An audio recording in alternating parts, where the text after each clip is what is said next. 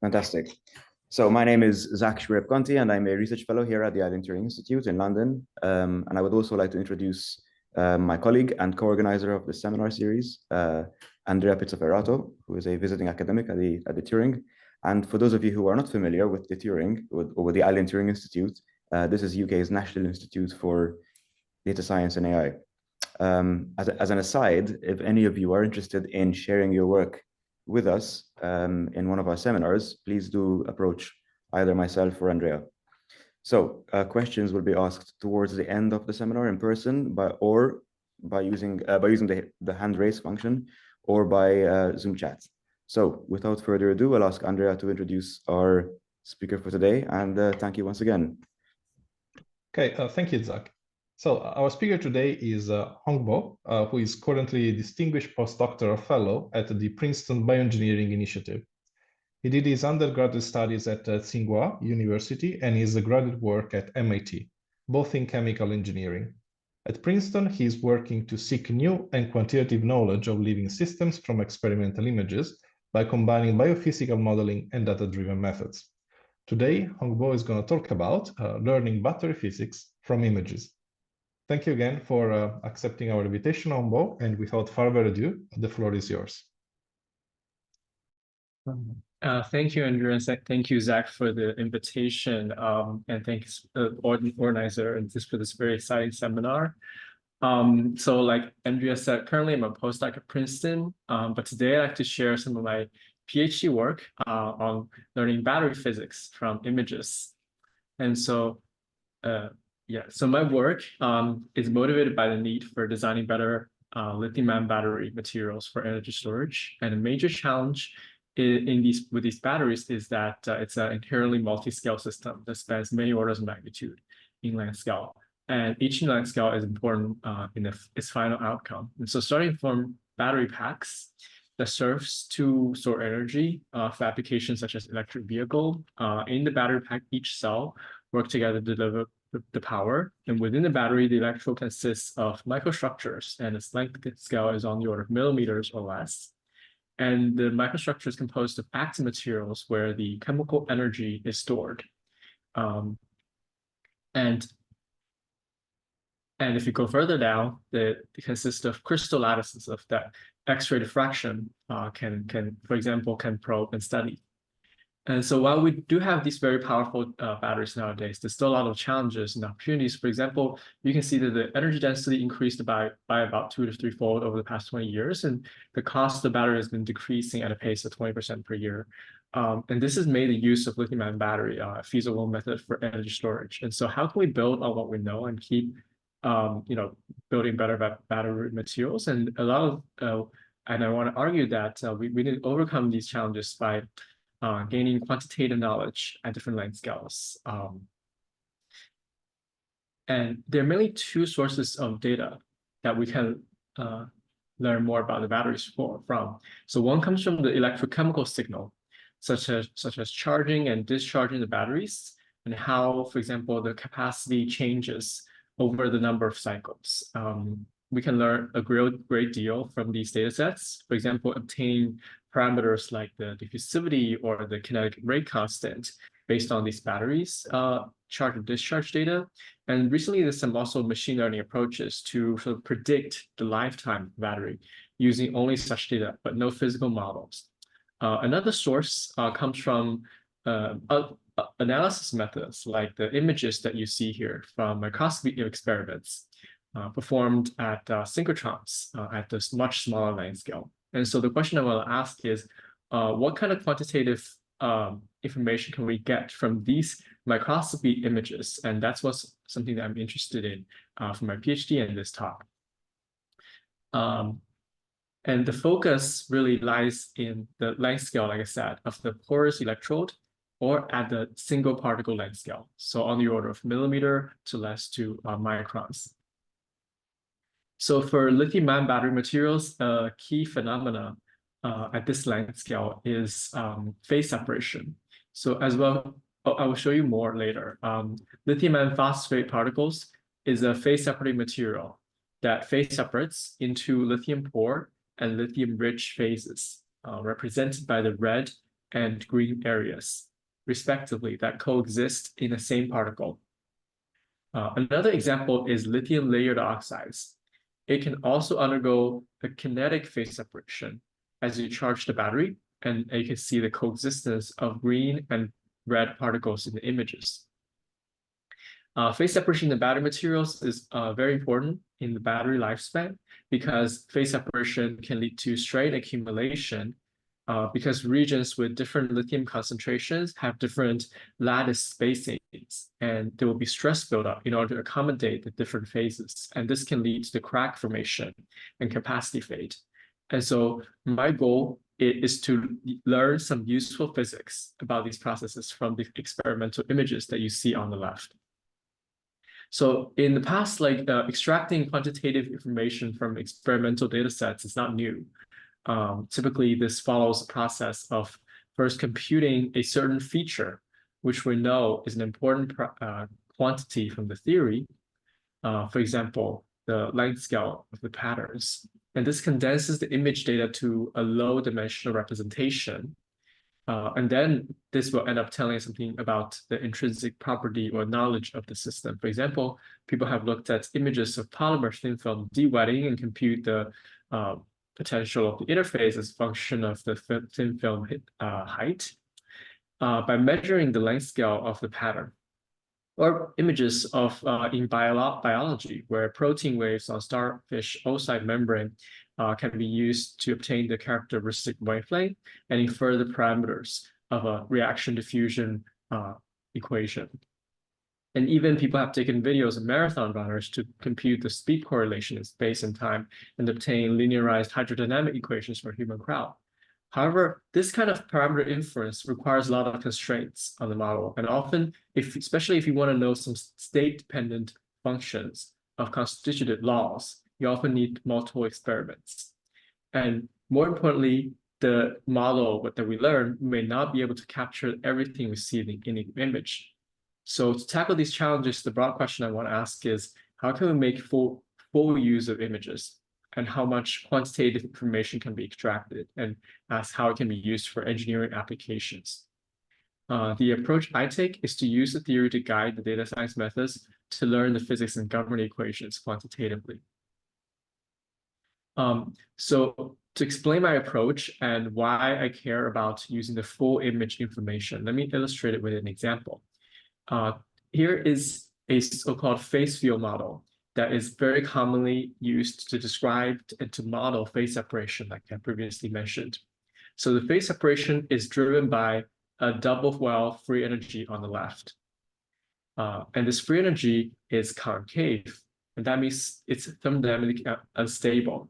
So if we start from a mixture of 1-to-1 molar ratio, meaning that the concentration C is 50%, the energy there is unstable, and the system will want to go to a lower energy state. And that means that it will find two local minimum corresponding to the two local wells of the free energy. So on the left, I chose two slightly different free energy landscape. One is symmetric, the other is asymmetric.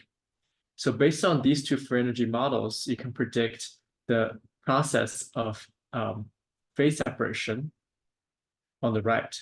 And you can see the corresponding histograms of the concentration value.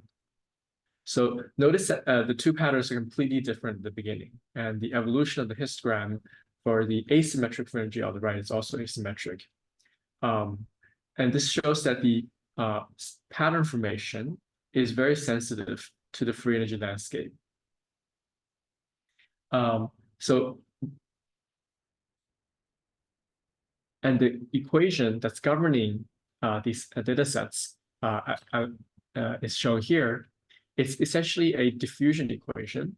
And there are two important sort of functions that depend on the concentration in this equation. The first one is the diffusivity. And the second one is the chemical potential, or the derivative of the free energy. And there's no direct way of measuring these two functions for a phase separating system. So I'd like to ask whether we can directly learn these two functions from the images. So I achieve this by taking a discrete discrete number of images and minimize the error between the data and the model constrained by the partial differential equation, PDE, and try to learn the two unknowns, the diffusivity and the free energy function. So on the left is a landscape of the loss function, which is the difference between the data and the model, in a randomly chosen 2D space around the optimal point. Of course, the actual dimensionality of the parameter space is much larger in order to represent these two functions. And so I use an optimizer that uses the gradient of the loss function based on a sensitivity analysis of the partial differential equation, and also approximate the Hessian information and find the minimum. So this movie shows the training process. The top row is the training data, and the bottom row is the model prediction at the current training step. And on the left are two functions at that step and the truth shown in the dashed lines. So you can see that the optimizer is able to converge from a non-pattern forming solution to around the truth in about 10 to 20 iterations. And I also have data to show that, in fact, even just two images, one from the beginning and another from the end, is also enough for the training. And the noisy, blurry, and low resolution, even cropped images can also be used as training data in this framework. I want us to show another example, which is a slightly modification of the previous model I showed. It is the so-called phase field crystal model, and it can be used to model crystallization, phase transformation, or colloidal systems. And the difference from the previous model is that there's also a long-range interaction, the C2 here, which makes the equation non-local. And this can be used to capture the spatial correlations and used to represent the spatial correlations of different atoms in the system. And here is a figure with one atom in the middle and the correlation function C2 around it. And then, so now we start this image from the initial condition and use the one atom in the middle as a seed. You can see the process of the formation of a crystal lattice around the seed in the middle in real space, and on the right is a pattern in the Fourier space. So you can see the lattice forms over time, and the grain boundaries form gradually and also get eliminated over time as the system relaxes toward equilibrium. As eventually you can see the hexagonal lattice at the steady state. So in this example, we want to infer not only the nonlinear free energy, but also the non-local correlations. You can also see the training process. On the left is the second derivative of the free energy and the C2 direct correlation function in Fourier space. So the optimizer is also able to converge in about 40 iterations. One thing you'll notice is that the pattern may already start to look similar when there's still some discrepancy between the learned inferred model and the truth. And so it's important to quantify the uncertainty. So the way I do that is I sample the posterior distribution of the function space, starting from the optimal point using a Markov chain Monte Carlo method, and it's also efficient enough for a high-dimensional parameter space. So I was able to quantify the uncertainties of the free energy and density functions. Hongbo, sorry, there is a question from the audience, or maybe I can moderate. So the question says, where does the truth come from? Is it some kind of analytical solution? So the truth, thanks for asking the question. Yes, it is represented by analytical functions. For example, in my simulated images, I basically use something called the regular solution equation model for phase separation, or sometimes also known as Floer Huggins, which is sometimes used to describe, either polymer systems, or like here it can also be used to describe phase separation in these battery materials. And so, yeah, these are analytical functions.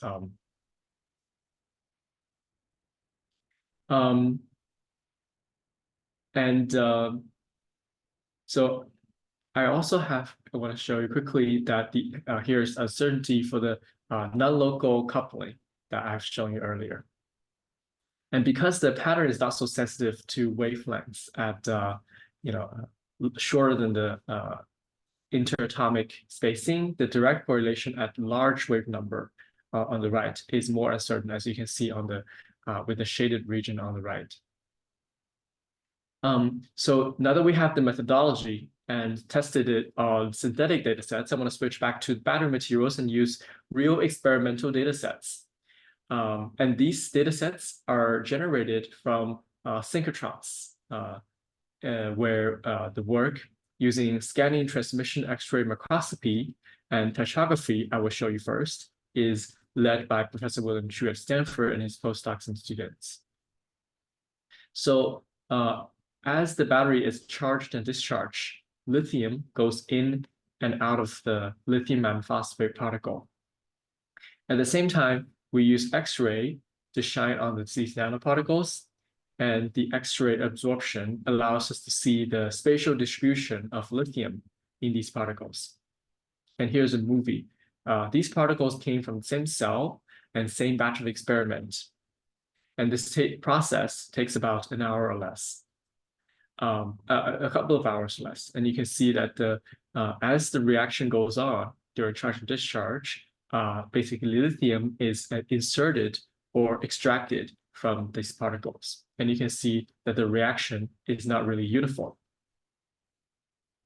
When we disconnect the batteries in the middle of charge or discharge and allow the particles to relax, phase separates into lithium-rich phase and lithium-poor phase and forms interface that is aligned in the preferred direction. And this is driven by minimizing the free energy, like I presented in the previous part of my talk. And the detailed functional form of the free energy in between the two minimal wells cannot be directly measured because in this process, even though it's a thermodynamically measurable quantity, for example, people can use the voltage from the electrochemical measurements, but it cannot be used to infer the information in between the two energy minimum. The phase separation is also driven by mechanical energy because the lattice spacings of the two phases are different. And the lithium-rich phase expands in one direction and contracts in the other direction compared to the lithium-poor phase. So in order to accommodate both phases, system will minimize the free energy associated with elastic deformation and form these striped patterns. And with this in mind, in fact, a technique called 4D scanning transmission electron microscopy, which records the electron diffraction pattern at different locations of the sample and can be used to convert it to the strain field.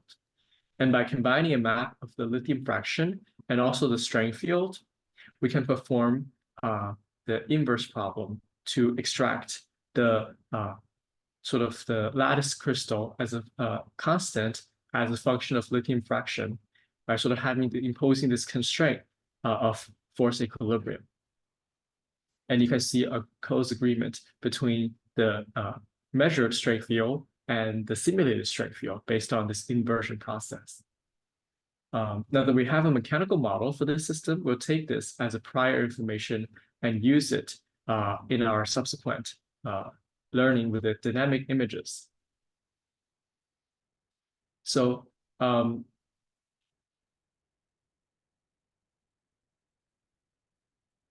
so here are the dynamic images when the battery gets charged and discharged. So I rank them from left to right based on how much time the charge or discharge takes, from about 20 minutes on the left to about a couple of hours on the right. One feature you'll notice is that the faster reaction, the more uniform the lithium concentration. I'll explain in a minute how we can explain this through our learning process.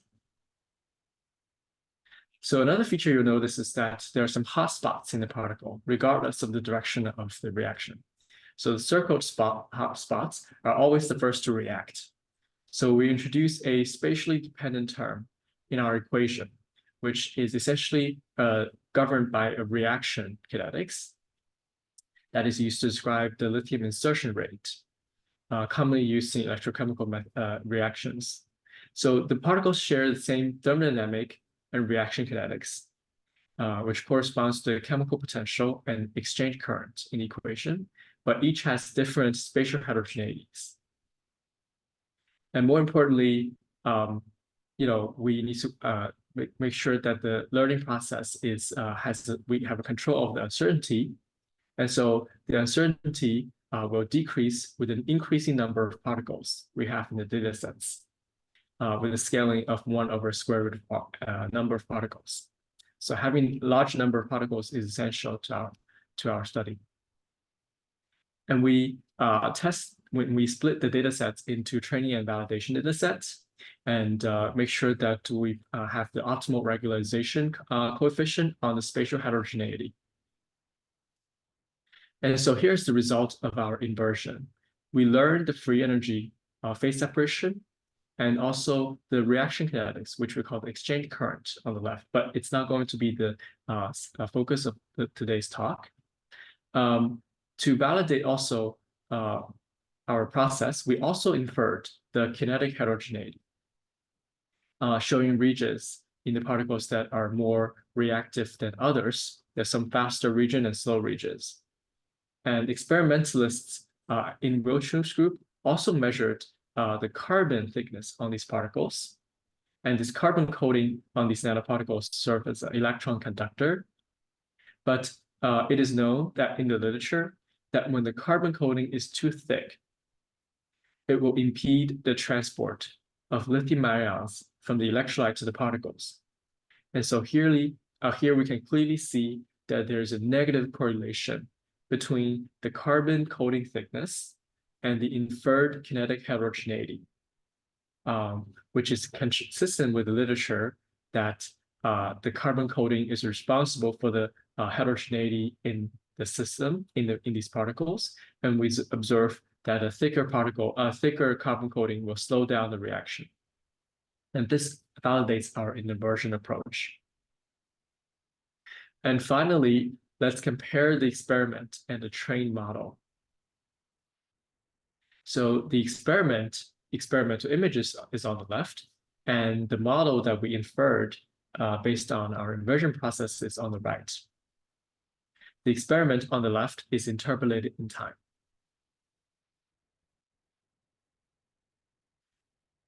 And this next image, this next set of movies is for the process of lithium de-insertion.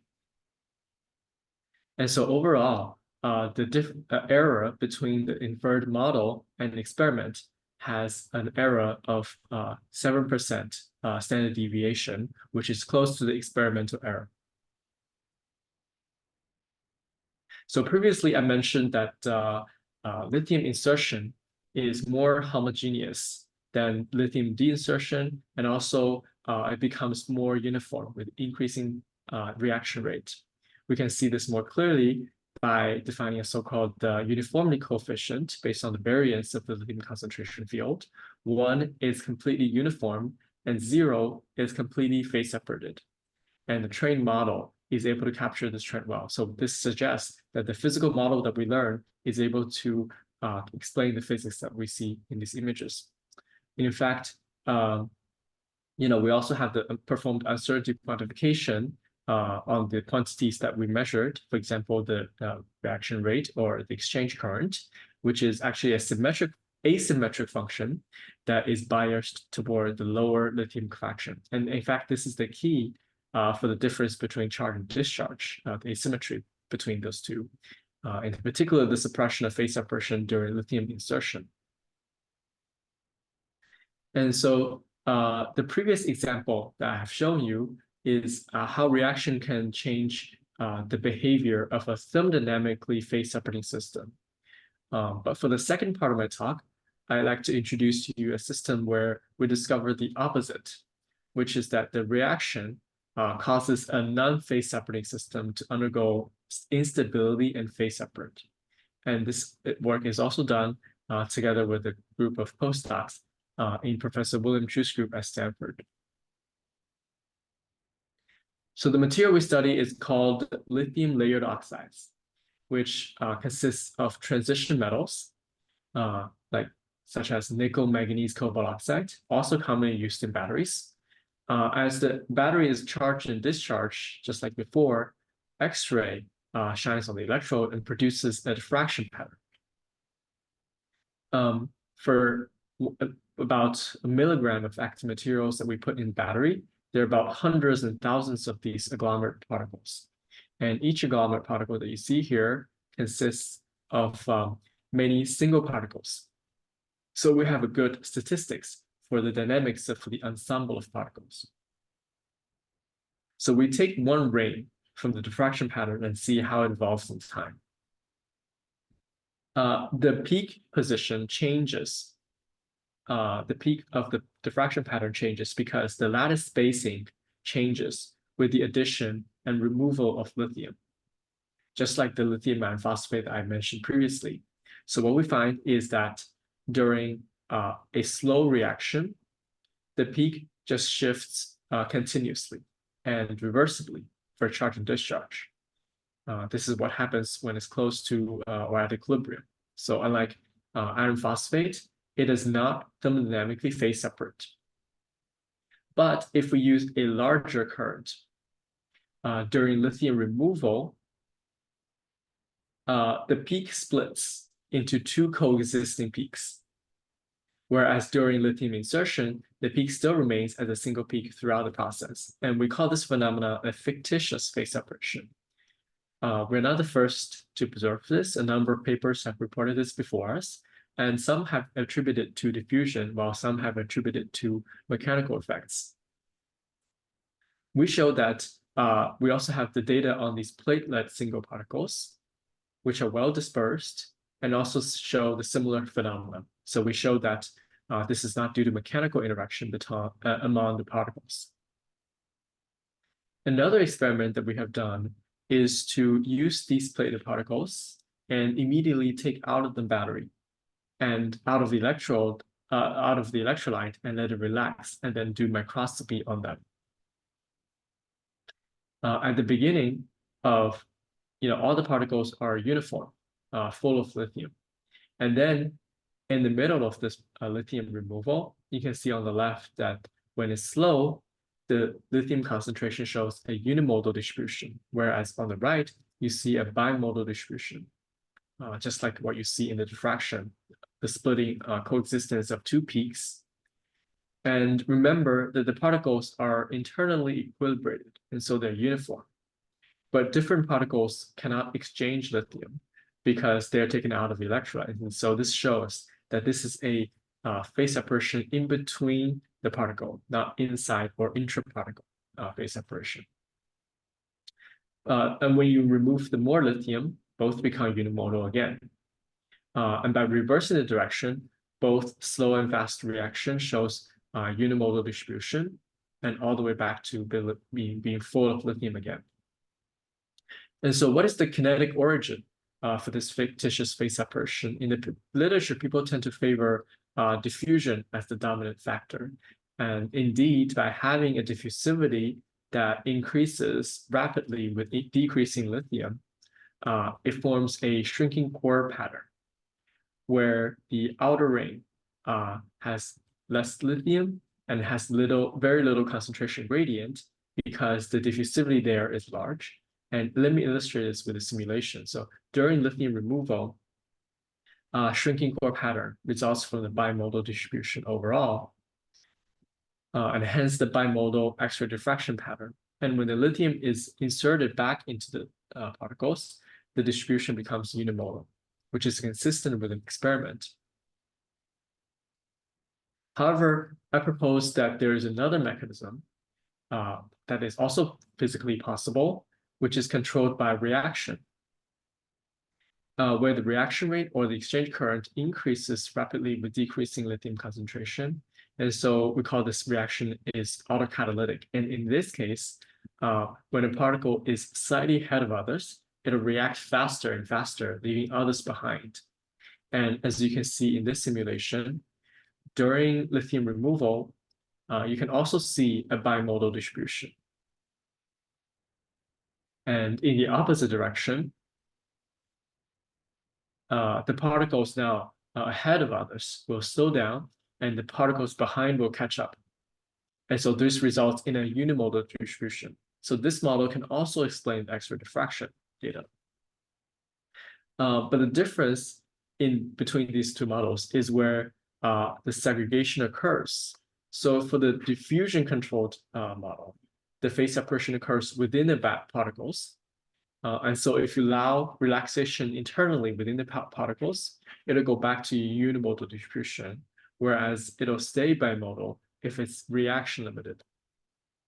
To illustrate what I mean, take a look at the histogram of the diffusion limited model. If you allow intraparticle relaxation, you can see here it's unimodal. And so this is the key difference between two models. And so since these two models have a qualitative difference during fast charge, and if you allow intraparticle relaxation, I take the lithium fraction histogram from the X-ray microscopy images, like I showed you earlier. So in this model, the diffusivity, the reaction kinetics, they're all free to vary.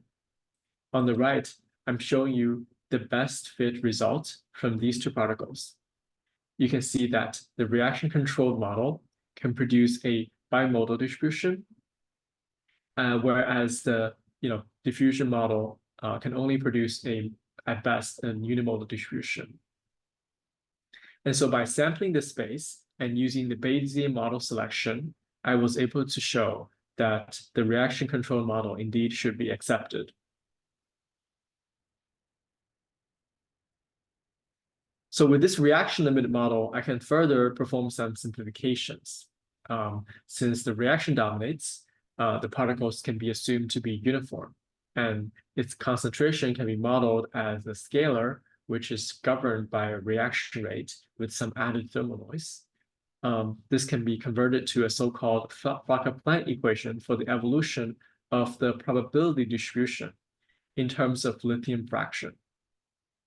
When the reaction rate R is autocatalytic, meaning that the reaction rate increases with lithium concentration, the distribution will in fact expand, as I show you on the right. And this causes the formation of the bimodal distribution. And so we can use this Fokker-Planck equation to interpret the X-ray diffraction data, which gives the distribution in terms of the lithium concentration. But in fact, we don't know the reaction kinetics R in this equation. And it can be difficult to obtain from conventional methods like electrochemical methods, like measuring the current or the voltage, because there is a bimodal distribution at higher rate.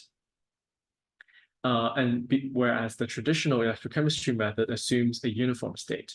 So I use the same kind of approach that I mentioned to you at the beginning of the talk, but now applied to these X-ray diffraction data.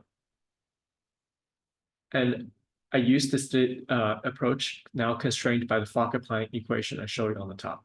And so the result is that I show you here a comparison between the model predicted by the X-ray diffraction, or the red lines, and the data as the gray curves. And you can see a close agreement between the two. And here is the result of the reaction kinetics that we learned. The two curves I'm showing you here are obtained from two data sets from different morphologies. I show you at the beginning, X-ray from the agglomerate particles or plated particles.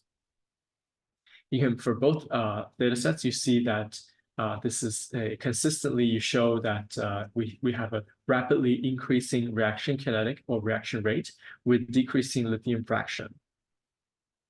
And this is also validated by a set of measurements done in the linear regime. The EIS and PITT are small sinusoidal or step function perturbations around equilibrium. You can also measure the kinetic reaction kinetics as a function of lithium concentration. And you can see that the reaction kinetics that we inferred from the X-ray diffraction is consistent with the alternative electrochemical measurements. With this knowledge of the autocatalytic reaction kinetics, we can also make predictions beyond what we saw in the training data sets and predict when fictitious phase separation will occur, or when the bimodal distribution will occur, which is denoted by the red region. The vertical axis is the charge rate, and the horizontal axis is the lithium fraction. And so basically, when the rate of lithium de-insertion is fast enough, the distribution becomes bimodal, entering the red region. And during the lithium insertion process, on top of the in this phase diagram, the distribution is always unimodal.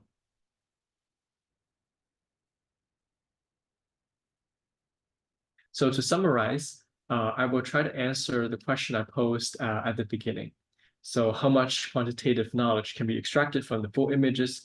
Here I learned functional forms of the free energy, reaction kinetics, and spatial heterogeneity from microscopy images. And I also learned the dominating mechanism that of lithium transition metal oxide in forming the bimodal distribution is because of diffusion, and also learned the reaction, is because of reaction, and the reaction kinetics is also inferred from the X-ray diffraction images. And I argue that to keep up with the pace of data generation, that this approach that I've taken here using theory-guided data-driven learning is important because it can extrapolate what we learn from data and eventually lead to more engineering applications. And let me close with an example. With the model I learned for layered oxides based on very thin electrode, where the active materials is dilute. Now I extended to a more realistic situation where the electrode is thicker and there might be some electrolyte transport limitation. As you can see here, the wave, propagating wave, going from the electrolyte to the current collector, which is further away from the electrolyte. You see that in this case, the asymmetry between charge and discharge still holds. And so we show that this kind of fictitious phase separation and the physics that we learn from the data sets is also relevant in a real electrode used in real engineering. I also found that in order to induce bimodal distribution in both charge and discharge, we need two populations of particles. One is smaller and the other is larger, and stack one on top of the other. And not only will this be enough, and only that will be enough heterogeneity to induce binodal distribution, but during both lithium insertion and de-insertion. And this is a prediction from the model based on the model that we learned from this data-driven approach. And on the right is the experimental data sets, which came afterwards, which is consistent with the model prediction. The autocatalytic reaction model that we learned for this data set is only for one material, where the nickel, manganese, cobalt has equal molar fractions, but we show that it's also generalizable to other compositions in the family of nickel, manganese, cobalt oxides, as I'm showing you on this phase diagram. And in fact, all these other materials also show fictitious phase separation. So this model is also generalizable and can be potentially used to guide the discovery of new materials. So I like to acknowledge that my work is funded by Toyota Research Institute, and there are these are the people that I've introduced earlier and work closely on the projects that I mentioned. So let me end here, and I'd be very happy to answer any questions that you might have.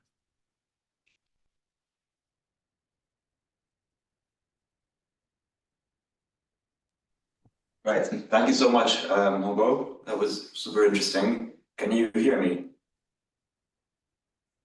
I'm sorry. Can I what? Can you hear me? Okay. Yeah, I can hear you. Fantastic. Thank you so much. So we have time for questions. If there are questions from the audience, now is the time. Please feel free to do so. You may ask in person or also via the chat. In the meantime, I do have one question. So just to clarify, the model, the theory guided model that you're using is on the lines of a physics-informed neural network, is it? So you're embedding the PDE in the loss function, right? So it's kind of like a learning by. So would you say that the generalization, like the robustness of the generalization of the model is very much dependent on how complete the governing equation is, right? So if you give a somewhat incomplete equation that does not really capture, the governing physics of your behavior, or let's say if you have some physical, if you have some forcing on your system that your governing equation does not account for, how do you think your model would generalize? Yeah, that's a very interesting question. So actually, I can sort of answer that question with by going back to a sort of a first part of my talk. So what I'm showing you is that the experimental data sets I've shown you only shows you the lithium concentration evolution in time, but it doesn't show you that, in addition to the evolution of lithium concentration, there's also some mechanical deformation of the particles. For example, there will be some strain field associated with that. We don't measure that, but we measure that in a different experiment where we, as I showed you earlier, we measure the lithium concentration and the strain field at the same time. And so we learned the hidden physics, which is basically the chemo-mechanical coupling for this model in an in a different experiment. And so we use that to basically constrain the model. And so going back to your question of like, what you need to make sure that the governing equation sort of basically account for the different kind of physics. And so, yes, I totally agree. Sometimes there will be hidden, for example, hidden variables in the equations or in the system that we're not aware of. And I think that definitely is a challenge. And so we try to tackle that, with as much, sort of physics prior information or knowledge that we know, and sort of put it in the model. And in terms of like the other, perturbations that we can perform, for example, here I'm just perturbing, with basically an external electric voltage, for example, in order to drive the charge and discharge. I think the model itself is like generalizable to these different kinds of perturbations. And yeah, like so to sort of basically to answer your question, like to summarize, like so basically we need as much physics prior information as possible in order to generalize well. Thank you. I do have a follow-up question, but I'll give time to the audience. So there's a question from, let me just catch up.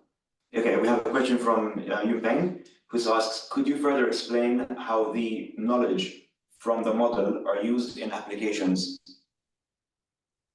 Oh yeah, thanks for this question.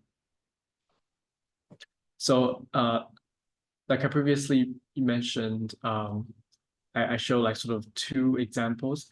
Actually, I will sort of talk briefly about two either projects, because for example, the first one that I just mentioned earlier is like you can use the model. So this prediction that I'm showing you here is already a prediction based on the model that I inferred from the X-ray diffraction data and microscopy images, and so it can be used to, because the diffraction images, you need to want to study it in a more simpler system, so that's not usual. That's not always the realistic kind of geometry or kind of that used in real batteries. And so, but we can sort of generalize that. The model that we learned from the simple system to a more complicated system, like I show you here with a thick electrode, for example, that you need to include the electrolyte transport. And we already know the physics of electrolyte transport in the porous electrode very well. So we can combine that knowledge that we know with the new physics or new models that we learned from the new data sets and sort of used it in real applications in the real world. And also for the first project I'm showing here, I think that the most important application that I'm showing you here is that what we learned is that there is a correlation between the kinetic heterogeneity or how how fast the reaction goes on the specific particle. Where are the places with reaction takes place faster is actually correlated with the carbon coating on the surface. And so this will sort of tell us that in order to engineer better battery materials, sometimes you might need to consider the coating on these particles. And so that can be one of the reasons why you see this kind of heterogeneity. And heterogeneity is something that we don't want usually in the battery materials, because as I said, previously, the heterogeneity means that there will be some particles with different lithium concentrations, and if you put all the particles together in the same kind of electrode and accommodate that sometimes that will lead to a stress accumulation because the different expansion of the lattice with different lithium concentrations. So we want to minimize that heterogeneity, and so this really tells us the engineering approach that we should take in order to achieve that. Yeah, I hope that answers your question. Thank you very much. Yes, okay, it does. We'll move on to the next question from Vahab, who asks, I did not precisely grasp why you are using MCMC. Can you please explain it? Thank you. Oh, yeah. Thanks for this question. So let me actually go back to... So the reason that I'm using MCMC is because I want to quantify the uncertainty. And the uncertainty is shown by this shaded region here. And so we want to know, because we're trying to infer a function, how, for example, the free energy and diffusivity is dependent on the state of the system. Like here, it's the concentration of lithium, for example. And we want to know where, basically the uncertainty of the functions and where it's most, is the, inferred, for example, reaction rate or free energy is the most uncertain. And I can actually go back to the real experimental images. I'm also showing you here with the error, the shaded region is the 99% confidence interval. It's also showing you, where it's the most uncertain. And it's definitely important that whenever it comes to experimental images, right? Because you want to know what's the error bar for the inferred quantities. Thank you. Do we have any further questions? I had a question, but now I lost track of the questions. Okay, Xiao Feng, good to see you again. Says thanks for the great talk, Hongbo. I have some technical questions. So for the first part, my understanding is that you formulate the free energy as a neural network, solve the diffusion reaction equation with the method of lines, and match the snapshots of the field with the ground truth. Since everything is differentiable, you can train the free energy neural network. Is this correct? Yes, it is exactly correct. So yeah, so basically the governing equation is shown here. Basically everything is differentiable. The model is differentiable, and so although I'm not really using a neural network here, so I represent. Okay, actually that's something that I omitted in my talk. So basically the things I'm learning here are the three things I'm showing you with arrows here. One is the spatial heterogeneity. The second one is the exchange current as a function of concentration. And the third is basically I'm not showing here, but the third is again, going back to the free energy as a function of concentration. So I represent the spatial heterogeneity, which is a 2D function as a summation of basis functions. Okay, and so it's a linear combination of basis functions, and what I'm inferring is the coefficients in front of the basis functions. And for the exchange current and the free energy as a function of concentration, I also do the same. It's a basis functions in terms of the concentration C. And so I'm not representing them with the neural network. Instead, I'm using sort of linear combinations to represent them. And so basically the learning process, so basically the model prediction is a function of all these basically coefficients of these basis functions, and I use basically forward sensitivity analysis of the partial differential equations to obtain the gradient of the loss function with respect to these parameters, and also I estimate a Hessian of the loss function as well, based on the sensitivity analysis, and then use that for the training process, for the optimization process. Thank you very much for that. Hopefully that answers your question, Jeffrey. Just a small follow-up. So you do end up with a, thanks for clarifying, by the way, with regards to the model. So you do end up with a kind of interpretable structure, do you, when you eventually do learn the model itself? Yes, so definitely, can you repeat the question? So interpretable? Yeah, so as opposed, for example, to using a neural network that does not give you much interpretation into the physics being learned, you do end up with a structure that is somewhat interpretable with these basis functions when you learn the coefficients, which I find is an advantage over using simply a black box. Yeah, I think that's actually the reason that we use this approach. Of course, in the literature, there are lots of people actually in the field of data-driven discovery of PDEs, for example, trying to learn governing equations of given a set of images, for example, represented using neural networks in the literature. But yeah, here basically, because we're more interested in sort of the physics of this system, we want to be able to constrain it with the physical PDE that we can interpret. Cool, thank you. Okay, do we have any other questions? If not, we can maybe wrap up a little early.